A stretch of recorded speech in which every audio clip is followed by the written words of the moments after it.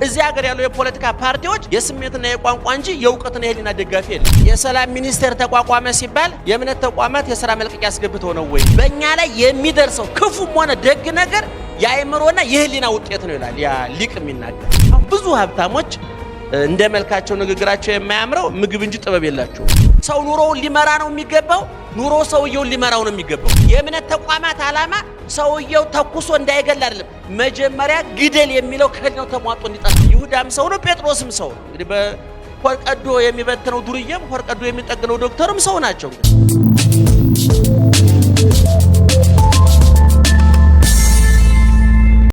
አቶ ከበደ ሚካኤል ጃፓን እንደሰለጠነች የሚል መጽሐፋቸው ላይ በዓለማችን ያሉ ሀገሮች ሁለት አይነት ሀብት አላቸው፣ የጭንቅላትና የመሬት ብለዋል።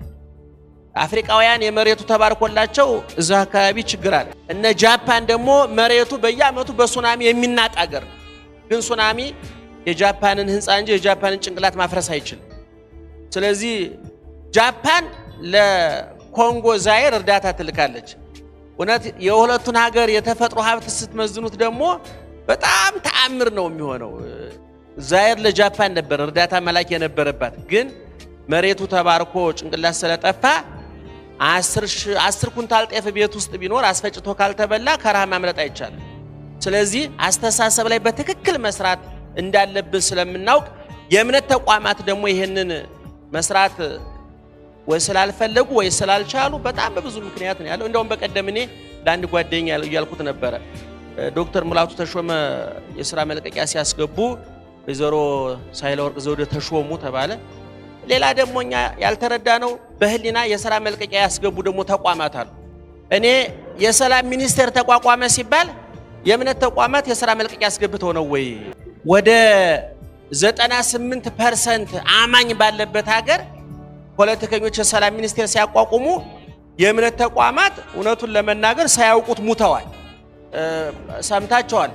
እስልምና ጉዳዮች ምክር ቤት ችግር ተፈጥሮ ጠቅላይ ሚኒስትሯቸው ያስታረቋቸው፣ በኦርቶዶክስም ችግር ተፈጥሮ እሳቸው ናቸው ያስታረቋቸው። ይሄ በእውነት የትንፍጭ ዶቄቱን አንጭኩ ነው እንደው ተቀበል ነው እንጂ ያማል። እውነቱን ለመናገር ሞራል ይነካል። መስጊዶችና አብያተ ክርስቲያን ሊያስቡበት ይገባል ብዬ አስባለሁና እስኪ እነዚህ የእውቀት ምንጭ የምንላቸው ምን ምንድን ናቸው ብዬ እየፈለኩ ነበር። እና ህሊና፣ ልቡና፣ አእምሮ፣ ናላ፣ ልብ፣ ልባዌ የሚሉት በተለያየ ቃል የተጠሩ ግን አንድ አይነት ሐሳብ ናቸው። የሚገርማቸው ነገር ይሄ ህሊና ሀለየ ማለት አሰበ ማለት ነው። ህሊና ሐሳብ ማለት ነው። ለበወ አወቀ፣ አስተዋለ፣ አመዛዘነ፣ መጠነ፣ ለካ ማለት ነው። ልቡና ማለትም ማስተዋል ማወቅ ማለት ነው። አእምሮ ማለትም በንዑስ አንቀጽ ሲሆን ማወቅ ነው፣ ወይም ደግሞ እንደ ጥሬ ዘር አስተረጉሞ ደግሞ ዕውቀት ማለት ነው። ናላ ማለት ደግሞ እሱንም አንጎል ወይም አእምሮ ብለው ተርጉመውታል። እንግዲህ እነዚህ ሁሉ ተጠራቅመው እዚህ ውስጥ ያለ ጉድ ነው። ሁሉ እንግዲህ ሰው ጭንቅላት ውስጥ ያለ ነው። እኔ ከሳምንት በፊት በአንድ ሬዲዮ ጣቢያ ላይ ውይይት ነበረ ስለ ሰብእና እና እኔ እስካሁን ድረስ የሰው ልጅ የሚያጠናው አላገኝም እንደምታውቁት። ምክንያቱም ሰው ስለ ፕላኔቶች ስለ ወደ ማርስም የሆነ ነገር ልከናል ብለው ፈረንጆቹ ተናግረዋል። ያው ቁጭ ብለን ስለሆነ ሳይልኩ አይቀርም ብለን ተቀብለን ያው አሚን ብለናል። ምክንያቱም እኛ ምንም አልተንቀሳቀስንምና እነሱ ያሉትን ከመቀበል ውጪ አማራጭ የለንም። ልከናል አሉ፣ አዎ ልካቸዋል ነው ያልነው። መላክ አለ መላካቸው ለማረጋገጥ ምንም እንቅስቃሴ አላደረግንምና ወደ ጨረቃም ልከናል ብለዋል። እውነት ልከዋል አላኩም አይታወቅም። የመረጃ ምንጮቻችን እነሱ ናቸው። የሆነ ጊዜ ተነስተው ውሸታችን አላክንም ቢሉም አሚን ብሎ መቀበል ነው፣ አማራጭ የለንም። እና የሰው ልጅ ስለ እጽዋት፣ ስለ አትክልት፣ ስለ አዝሪት፣ ስለ ከዋክብት፣ ስለ ፕላኔት፣ ስለ ብዙ ነገር ነው እያጠና ያለው። በጣም የሚያሳዝነው ግን ራሱን ሰውን ግን ማን ያጠናው ነው ትልቁ ጥያቄ የሚሆነው። ሰውን የሚያጠናው አላገኘም። ወደ ጨረቃ ሳተላይት አመጠቀ፣ ወደዚህ ግን ማን ያምጥቅ? ወደ ራሱ ማን ያምጥቅ? ማን ይመራመር በዚህ ጭንቅላት ላይ? እና ሰው ልጅ ተጠንቷል ብዬም ብዙ ሐሳብ የለኝም። እንዲህ ቁርጥራጭ ነገሮች አሉ። ምልክ አስተሳሰብ ቁርጥራጭ ጥናቶች አሉ። በሃይማኖቱም ውስጥ ቁርጥራጭ ነገሮች አሉ። በስነ ልቦናውም በፍልስፍናውም ብዙ ቁርጥራጭ ነገሮች አሉ። እነዚያ ግን ሙሉ በሙሉ ሰውን ለማወቅ በቂ አይደሉም። እውነቱን ለመናገር ሽርፍራፊ ነገሮች ናቸው። ምክንያቱም እኔ ከዚህ በፊት እንደተናገርኩት ሌሎች ምርቶች ሲመረቱ ማኑዋል አላቸው። ለምሳሌ ቴፕ ስትገዙ የቱ ጋር መንካት እንዳለባችሁ ብዙ ጊዜ በእንግሊዝኛ ስለሆነ የኛ ሰው አበላሽቶ ነው የሚለማመደው እንጂ ፈረንጆቹ አንድ ሞባይል ሲያመርቱ ሙሉ የህይወት ታሪኩን የሞባይሉ እዛ ላይ ይጽፉታል። ያ ግን በእንግሊዝኛ ወይ በቻይንኛ ነው የሚጻፈው። መረዳት ከባድ ስለሆነ ጎርጉረን የተበላሸው ተበላሽቶ በትራፊ ነው የምንጠቀመውና እኔ ሰውን ያመረተው ራሱ እግዚአብሔር ነው። እኔ ሲሰራው ያው ከእናታችን ማህፀን ስንወጣ እንደው እጃችን ላይ የሆነች ማኑዋል ነገር አስይዞ ብንመጣ ጥሩ ነበረ፣ ግን ማኑዋሉ አልተገኘም አሁን እስካሁን ድረስ። ለዚህ ነው አሁን ለጋብቻ ስንጠናና ማኑዋል የሌለው ነገር ነው እያጠናለን፣ ምን ማረጋገጫ የለውም። ለዚህ ነው 7 ዓመት ያጠናችው ወንድ ወይም ያጠናት ሴት በሰባተኛው ዓመት የለችም። ምክንያቱም ያለ ማኑዋል በዳበሳ ነው እየተጠና የነበረው። ለዚህ ነው አንዳንድ ጊዜ አንዳንድ እህቶች ብዙ አጥንቸው ነበረ፣ ግን አልተጠናም፣ መጀመሪያ አልተገኘም እውነቱን ለመናገርና እኔ ሰውና ይሄ ነው ብሎ አፍን ሞልቶ ለመናገር አልተቻለም። ምክንያቱም ራሱ እግዚአብሔር ቢነገረን ጥሩ ነበር። ሰው እግዚአብሔር በጥቅሉ የነገረን ሰው ጥሩ ነው ብሎ ሰው ክቡር ነው ብሎ ነው የነገረን። አሁን በኋላ ግን ስንመራመር ሰው መጥፎም አለ። ሂትለርም ሰው ነው እንግዲህ፣ እነ ማዘር ቴሬዛም ሰው ናቸው። ይሁዳም ሰው ነው፣ ጴጥሮስም ሰው ነው። እንግዲህ በኮር ቀዶ የሚበትነው ዱርዬም ኮር ቀዶ የሚጠግነው ዶክተርም ሰው ናቸው። እንግዲህ የሰው ኮር 2 ጊዜ ይቀደዳል ይባላል። ዱርዬም ይቀደዋል፣ ዶክተርም ይቀደዋል። የዶክተሩ ቀዶ ጥገና ሲባል የዱርዬው ደግሞ ቀዶ ብተና ነው የሚባለውና ከየትም ተነስቶ ሊበትነው ይችላልና የህሊና ምንድነው? አእምሮ ምንድነው? እኔ በዚህ ጉዳይ እንግዲህ እንደ ዶክተር የአውሮፓንም የአሜሪካንም ሳይንቲስቶች በዚህ ጉዳይ ምን እንዳሉ አላቅም። የሃይማኖት ሰዎች ግን በዚህ በ4ኛው መቶ ክፍለ ዘመን የነበሩ ሊቃውንት ግን በዚህ ጉዳይ ጽሑፍ ጽፈዋል። አንዱ ሊቅ ሲናገር ምንድነው ያለው? ይሄ በነገራችን ላይ ሰው የሚባለው ከዚህ በላይ ነው፣ ከዛ በታች ነው፣ ተጎታች ነው፣ ሱቁም ነገር የለውም።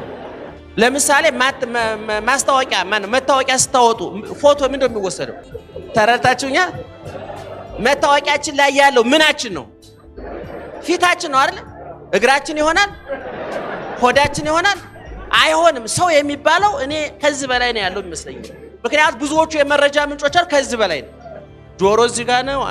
5ቱ የስሜት ሕዋሳት 4ቱ እዚህ ላይ ነው ያለው። ስለዚህ ሁሉም የተከማቸው መሀል ከተማ ላይ ነው፣ እዚህ አካባቢ ነው። እና ይሄ ይላል ቅድም የነገርኳችሁ ሊቁ ሲናገር ይሄ በጣም ጠንካራ አጥንት ነው ይላል። ይሄ በጣም ጠንካራ አጥንት ነው። እግዚአብሔር ይሄንን ጠንካራ አጥንት እዚህ ጋር ያደረገው ከውስጡ ከባድ የሞትም የህይወትም የመውደቅም የመነሳትም ምንጩ እዛ ውስጥ ነው ያለው። ስለዚህ ለምሳሌ አሜሪካ በጣም ከሚጠብቁት ድርጅታቸው መካከል እንግዲህ አንዱ ኒውክሌር ነው የሚመስለኝ። እንዴት እንደሚጠብቁት አላውቅም። ፕሬዝዳንቶቹ ሲሾሙ የኒውክሌር ቁልፍ ይቀባበላሉ ነው የሚባለው። የኛ ሀገር መሪዎች ምን እንደሚቀባበሉ አናውቅም። እና አሁን ትልቁ ይሄ ጭንቅላት ቅድም እንደነገርኳችሁ ምንድነው በጠንካራ አጥንት ነው የከበበው እግዚአብሔር። ከዚህ ከጠንካራው አጥንት ውስጥ ግን ፈሳሽ ነገር ነው ያለው፣ ወይም ደግሞ ሊጥ አይነት ነገር ነው ያለው። ይሄ ግን በጠንካራ አጥንት የተከበበው ምክንያት ይላል። አሁንም ቅድም በግዕዝ ቋንቋ የተጻፈውን ወደ አማርኛ እየተረጎምኩላችሁ ያለው ክበበ አጽም አለው አጥንቱ። ይሄ ምሽጉን መጠበቂያ ነው። ምክንያቱም ይሄ ምሽግ በቀላሉ የሚደፈር ምሽግ አይደለም። ዓለምን ሊያፈርስም ሊገነባም የሚችል ለምሳሌ አሁን እዚህ ሀገር ስንት ፎቅ 40 ፎቅ 30 ፎቅ እየተገነባ ነው አይደል? ያ 40 ፎቅ ያ ረጅሙ 40 ፎቅ ከዚህ ውስጥ የወጣ ነው። አውሮፕላኑ መርከቡ ምኑ ከየት የወጣ ነው? ከሰው ጭንቅላት የወጣ ነው። እና ይሄንን አደገኛ ፍጥረት በአጥንት ከቦ አስቀምጦታል እግዚአብሔር። በእኛ ላይ የሚደርሰው ክፉም ሆነ ደግ ነገር የአእምሮና የህሊና ውጤት ነው ይላል ያ ሊቅ የሚናገር። ለዚህ ነው ሰዎች ለወዳቸው አስበው እንደሚመሉት ሁሉ ለጭንቅላታቸው ለህሊናቸው አስበው መብላት አለባቸው። አሁን ጨጓራ የሚያማቸው ሰዎች ምግብ ሲያጣ ጨጓራ ምን ያመነጫል ነው የሚባለው? አሲድ ያመነጫል ይባላል። ህሊና ደግሞ ካላነበብንበት አሲድ ያመነጫል። ለዚህ ነው ሰዎች ወይም ከሃዲ ወይም ነፍሰ ገዳይ የሚሆኑት ህሊና ቶሎ ምግብ ስላልቀረበለት አሲድ እያመነጨ ነው ብዬ አስባለሁ። እና ይሄ አሲድ እንዳያመነጭ ለምሳሌ ማታ ወንደላጤዎች ወይም ደግሞ ወጣቶች የዝሙት ፊልም ስታዩ ታመሻላችሁ አይደል? አሁን መረጃው በአይንና በጆሮ ወደ ውስጥ እየገባ ነው። ህሊና ዝም ብሎ እየታዘበ ነው። ሌሊት ጉዱን ያመጣዋል። ታውቁታላችሁ። ሴት ከሆነ ከወንድ ጋር፣ ወንድ ከሆነ ከሴት ጋር ሲታገሉ ያድራሉ። አሁን ያ ማታ ሲያየው የነበረው ፊልም በጆሮ ገብቶ ነው። ልክ ባፍ የገባው ምግብ ሰውነታችን እንደሚቀይረው ማለት እንደውም በሰሜን ሸዋ ቡልጋ የሚባል ሀገር የምታውቁ ከሆነ ቆንጆ ወንድ ወይ ሴት ሲያዩ ሽማግሌዎቹ ምን ይላሉ? እቺ ሴት ስታምር አይሉም፣ አቤት ማማሯ እቺ ሴት አይሉም ይባላል። አየው ይሄ እህል ሲያምር ይላሉ ይባላል። እህሉ ሲያምር ምክንያቱም ያ መልክ የምን ውጤት ነው? የምግብ ውጤት ነው። ምናልባት አንድ ቀን ጦሟን አድራ ብታገኟት ሴትዮ ለካ እህል ቅርጽ ይዞ ስለመጣ ነው፣ መስመር ይዞ ስለመጣ። ለዚህ ነው ብዙ ሰዎች አመጋገባቸው ፊታቸው ላይ ይነበባል ይባላል። በአፍ የገባው ፊት ላይ ይታያል ይባላል። በጆሮ የገባው ደግሞ ንግግር ላይ ይታያል። ከዚህ በፊት ተናግሬዋለሁ እኔ። ጥሩ የተመገቡ ሰዎች የፊታቸው ወዝ ያስታውቃል። ጥሩ የሰሙ ሰዎች ደግሞ ንግግራቸው ያስታውቃል። አሁን ብዙ ሀብታሞች እንደ መልካቸው ንግግራቸው የማያምረው ምግብ እንጂ ጥበብ የላቸውም። እንዳውም ብዙ ጊዜ እላለሁ እኔ ለህሊናችን የሚመጥ ለመኪናችን የሚመጥን ህሊና አለን ወይ? አንዳንድ ሰው 5 ሚሊዮን ብር መኪና ይገዛና ህሊናው ግን የባጃጅ ነው። ብዙ ቦታ ህንፃ ገንብቷል ይሄ ሰውዬ 10 ፎቅ 30 ፎቅ አላቸው፣ በጣም ብዙ ሆቴል አላቸው ይባልና በተግባር ሰውየውን ስትመዝኗቸው ግን የሆነ የደሳሳ ጎጆ ህሊና ነው የያዙት። ስለዚህ እኔ ብዙ እንደ ውድ መኪና የያዛቸው ሰዎች ለዛ መኪና የሚመጥን ህሊና እስከምታገኙ ድረስ መኪናውን ብታስቀምጡ እውነቴን ነው የምላቸው። እና ቅድም ዶክተር እንዳሉት ይሄ ህሊና እያዳመጠ ነው ወይ? እየሰማ ነው ወይ? እያመዛዘነ ነው ወይ?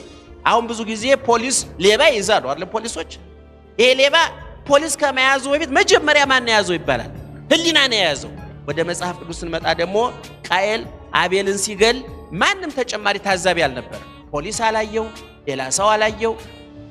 ቃየል አቤልን የገደለው የአቤልንም የሱንም 2 ሚስት ለማድረግ ነበር።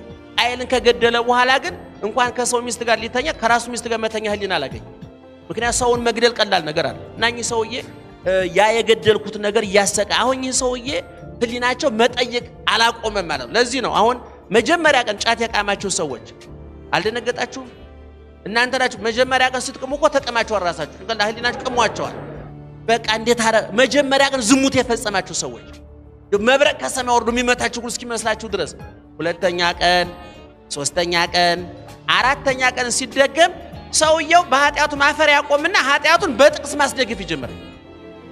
በቃ ሴት የተፈጠረችው እኮ ለመደሰቻ ነው ብሎ ይሄ ሰው ህሊናው ሞቶ የህሊና ሬሳ ተሸክሞ እየዞረ ነው ማለት ነው። በቁሙ ሞቷል ማለት ነው የሰው። ስለዚህ ህሊና ይኖርና መስማት ያቆማል ማለት ነው። እና እንግዲህ እነዚህ ህሊናን፣ አእምሮን፣ ናላን እነዚህ ነገሮች ማሰብ እንዲችሉ መቆስቆስ አለባቸው፣ መነካካት አለበት። አሁን ትምህርት ያስፈልገው ለዚህ ነው። ስነ ልቦናው ሳይኮሎጂ ያስፈልገው ለዚህ ነው። ከሳይኮሎጂ ከስነ ልቦና ሰፋ አድርገን ስናየው ደግሞ እምነት ያስፈልገው ለዚህ ነው። እውነቱን ለመናገር አሁን ትልቁ አደጋ የሆነው ግን እምነቱ ህሊናውን ከመለወጥ ህሊናው እምነቱን እየቀየረው አስቸገረ። ሰዎች በእምነታቸው መመራቸው እምነታቸው መምራት ጀመሩ። እኔ ሁሉ ጊዜ እላለሁ ሰዎች ኑሯቸውን ሊመሩ የሚገባው ኑሯቸው ሰዎችን ሊመራቸው ነው የሚገባው። እስኪ እናንተ ጥያቄ ገብታችኋል? ሰው ኑሮውን ሊመራ ነው የሚገባው፣ ኑሮ ሰውየውን ሊመራው ነው የሚገባው። በኑሮ እንመራ፣ ኑሮ በሰው ይመራ፣ ሰው በኑሮ ይመራ። ማን ነው መምራት ያለበት? ሰው ኑሮውን መምራት የትክክለኛ ነው። በአንጻሩ ደግሞ ሰው በእግዚአብሔር መመራት አለበት። ዙሮ ምን ያስፈልጋል? እምነት ያስፈልጋል። ሰው ያለ እምነት ሊኖር አይችልም። አሁን አንዳንድ ጊዜ እንደተባለው ድሮ እንጨትም ፀሐይም ተራራም ነፋስም ያመልክ ነበር። የነፍስ ረሃብ ፈጣሪን ማግኘት ነው የነፍስ ረሃቧ ጥማቷ።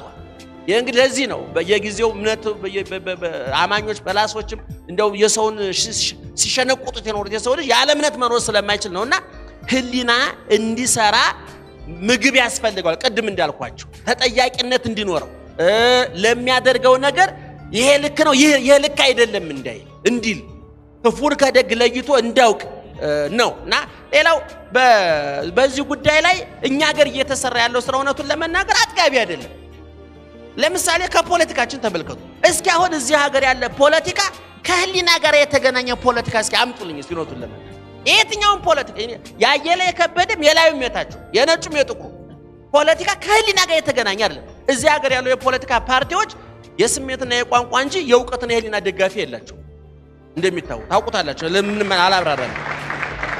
ለዚህ ደጋፊዎቻቸውን ህሊናቸውን ለውጠው ሳይሆን ያገኟቸው በጆሮአቸው ኮርኩረው ይሄ እንደዚህ ነው ያ እንደዛ ነው ብለው ኮርኩረው ነው ያገኟቸው እንጂ ህሊናቸውን ለውጠው የእምነት ተቋማት ተመልከቱ። እንግዲህ ይሄ ሁሉ አሁን በእኛ ቤተክርስቲያን ወደ 600,000 ካህናት አሉ።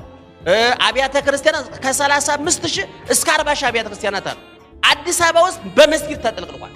ብዙ በፌስቡክ በቴሌቪዥን ያጥለቀለቁን የፓስተር ማት ጉድ ነው። በዛው ልክ የሌባው ማት ልክ እምነቱ ሰዎች መቀየር አልቻለም ማለት ነው። ህሊናን መቆጣጠር አልቻለም ማለት ነው። በጣም ከሚገርሙ ምክሮቹ መካከል ልጄ ሆይ ሰኩን ነው። ይሄ ማለት አሁን እንደ አብስለህ ቀቅለህ ጠብሰህ ብላ ማለት አይደለም። ወይም ደግሞ አደራህን ተኝተህ ተነሳ። ይሄ ለመነሳት ለመብላት እውነቱን ለመናገር ከብዙ አፍሪካውያን የተሻለ ምግብ የካናዳና የአሜሪካ ውሾች ያገኛሉ። ግን ዛሬም ውሻ ናቸው። ለውጥ አላመጡ። ምግብ ለውጥ አምጥቶ ያውቅም በማንም ላይ። ሰዎች በአመጋገብ ለውጥ አምጥቶ ያውቁ። እንደውም ከሀብታም ልጆች ብዙ ጊዜ ለትምህርት ቅርቦቹ ድሆች ናቸው ነው የሚባለው አይደል?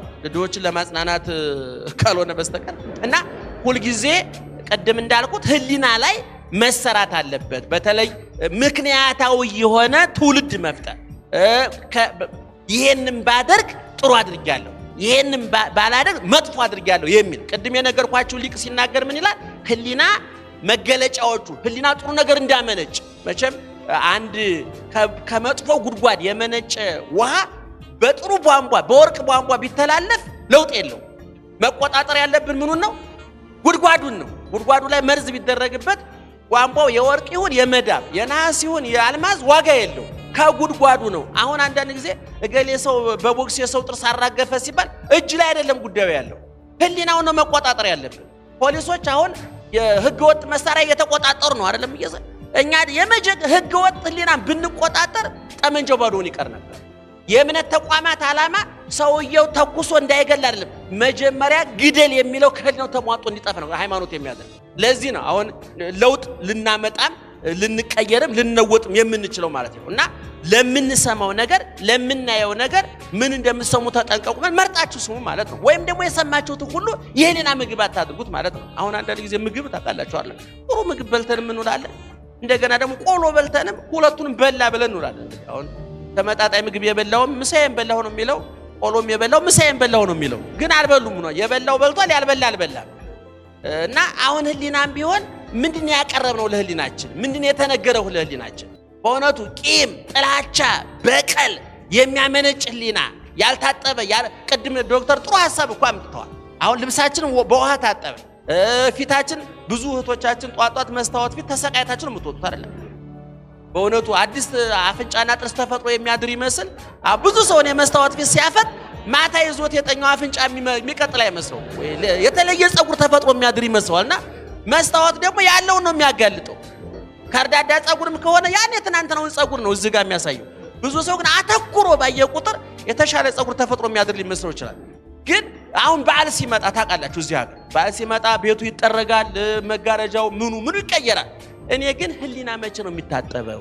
ነፍስ መቼ ነው የምትታጠበው? አይምሮ መቼ ነው የሚታጠበው? ወይም ደግሞ ለአይምሮ በግ የሚታረድለት መቼ ነው? ዶሮ የሚታረድለት መቼ ነው? ጽዳት የሚደረግለት መቼ ነው? እውነትስ አስበንነት እናውቃለን ወይ?